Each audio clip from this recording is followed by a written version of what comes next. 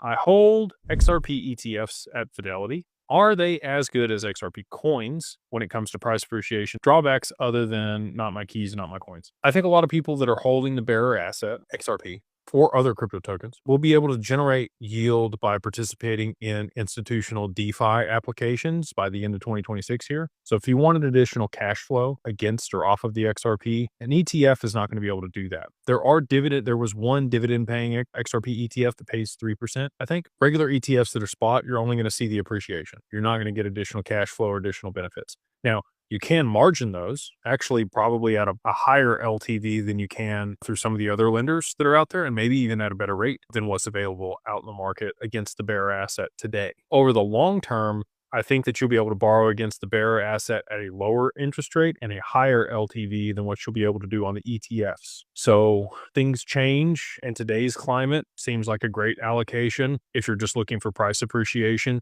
Again, I think that that's probably also, one more tick down the risk curve than holding the actual asset. So like Evernorth is a couple ticks up the risk curve because it's a DAT. An XRP ETF is probably a lower risk option to be able to get an allocation to XRP versus holding the bearer asset itself. Now, less risk, less return, more risk, more return is kind of how that works, right? I think you'll have more flexibility and opportunities to be able to use the XRP to your benefit over the long term, but the ETF is going to give you a one-to-one price appreciation. They hold a certain amount of XRP per share of the ETF. If they have to do a stock split over the long term on the ETF, they could, or they could just tokenize it and people could own 1,000th of a share, later on, like I think they probably will.